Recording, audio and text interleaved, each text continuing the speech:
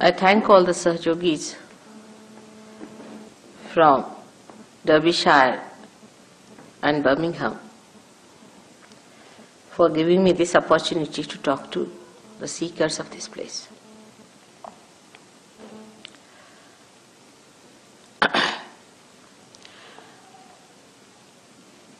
We have seekers in the modern times. It's something very unique. We never had seekers before, at least not so many. There used to be people who would seek money, as there are many who are seeking these days, who would seek countries after countries, the power. There were many who were seeking these few pearls of bliss of God, very few. The reason was the awareness, the collective awareness of human beings did not think themselves perhaps capable or perhaps needing some seeking. But today, it's such a beautiful combination that there are seekers of very high quality born on this earth. Those who are seeking are in masses. They are not one or two here and there, sitting on top of a mountain cave or something and trying to meditate. But there are so many who are seeking, who feel dissatisfied with themselves, with whatever they have. They think there must be something beyond. Those who feel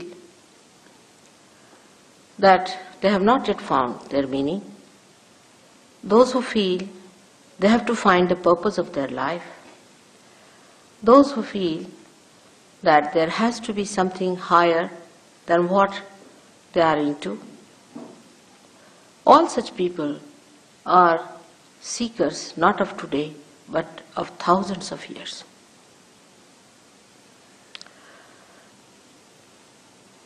At the time of Christ, there were none, I should say, because even the ones Christ took as his disciples, they were actually forced into it, and he had to go and seek them and find them out and tell them about it. So we have to say that these are very important times in the history of creation where there are so many seekers. But the problem with the seekers today is this, that they don't know what they are seeking. They have no idea as to what to seek, how to seek, what to expect. It's an unknown area they are entering into. It's very unknown to them. And this unknown area which they are seeking is now represented by so many people. Everyone says, I am the one who will deliver the goods. Another one says, I am the one who can do it. Naturally, confusion is created. As it is, modern times are the times of confusion, great confusion. And when such a confusion comes in, then only we find out a great solution also, a permanent solution to solve the problem once for all.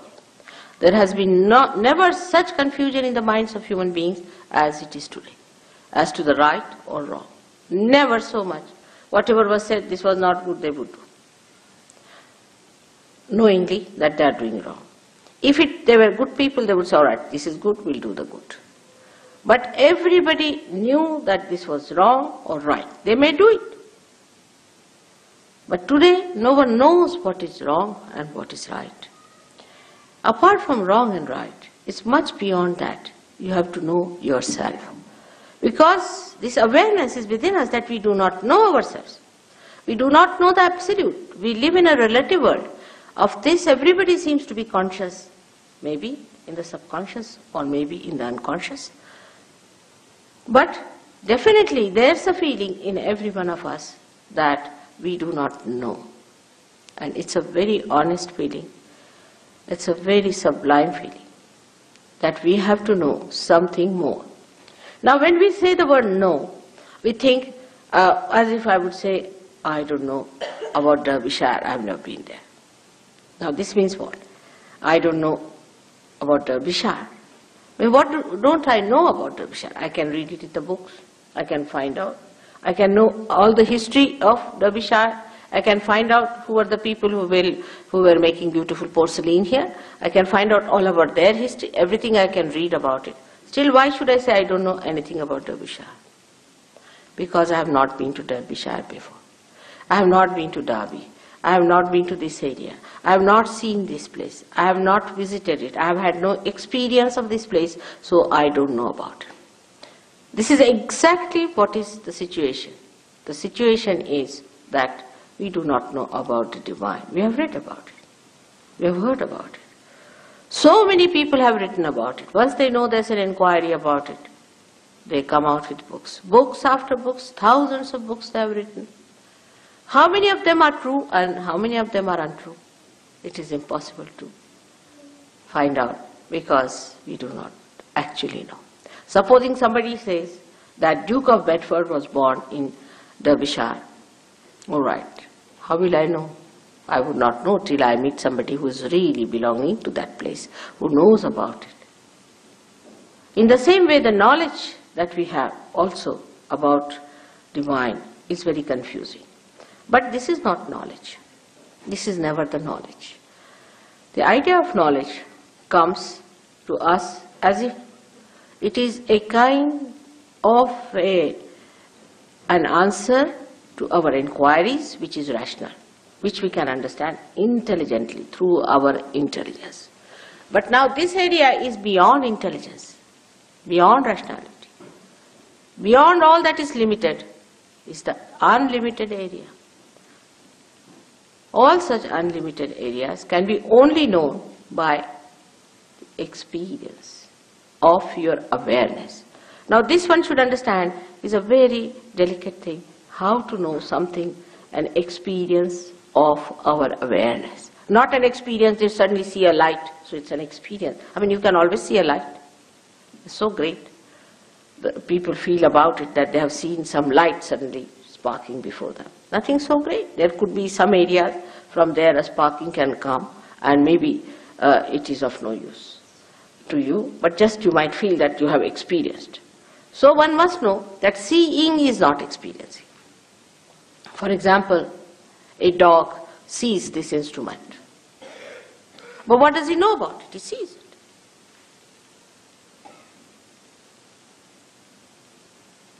Awareness, the human awareness, has so many great things about itself compared to the animal awareness. For example, we can say the awareness of beauty, animals don't have. Awareness of cleanliness, animals don't have. Human beings have these built within themselves. They can feel it. They can feel it on their central nervous system. So whatever is your awareness is to be felt on your central nervous system. It's not just an imaginary thing or an intellectual discussion. Yes, I know, I don't. Not that. The knowledge should come to you through your feelings. Like, I can feel this is hot or cold. But a stone will not feel anything. In the same way, the feeling has to come through your central nervous system. That means your awareness itself has to be charged. It has to get a new dimension. Your awareness itself has to get a new dimension. All other experiences has no meaning whatsoever in evolution, if you see. In evolutionary process, it is the awareness that improves, receives better and better dimensions. And these dimensions have reached its maximum at the time when you become a human being, where your awareness is just ready to receive the awareness of the universal being, of the collective being, so that you become the collective being. Now I would like to tell you about this within ourselves, how we are placed. For every practical purposes, you should not take me for granted. But you should not also deny what I tell you. It's like entering into a new university. We listen to the professor and we try to follow him. Supposing he propounds a hypothesis before you, then you just start judging it. Work it out. If it is true, then you call it a law. In the same way, we should enter into this new understanding by first seeing it, not denying it. Then if it is true, then we have to believe it. There should be no blind faith about surgery. Blind faith does not help at all. Neither there should be a denial. And with that cheerful attitude, if you just listen to me as a hypothesis, whatever I am telling you, you need not accept it as truth just now. But then the time has come for me to prove the truth to you. And the truth can be proved to you. Time has come to prove the existence of God. To prove. Not prove that I give you a big lecture or take you to courts or some sort of a thing like that. But how am I going to prove it? On your awareness. It is going to be absolute experience of your awareness that you are going to feel God Almighty. Time has come to prove the scriptures, all the scriptures. The time has come to prove your own connection with God, your own relationship with Him, your own relationship with that primordial being, whether you call it God or anything, it makes no difference to God Himself. Whether you call Him by any name, there is God. And that God is not the way you conceive God. It's not the way you understand God or you know God, but is the God as He is. Unless and until you yourself feel Him, you are not going to believe in Him. Even if you believe under certain circumstances, it's a belief that is blind. It has no meaning for any intelligent person, and a day will come that such a person is going to denounce that kind of a blind faith.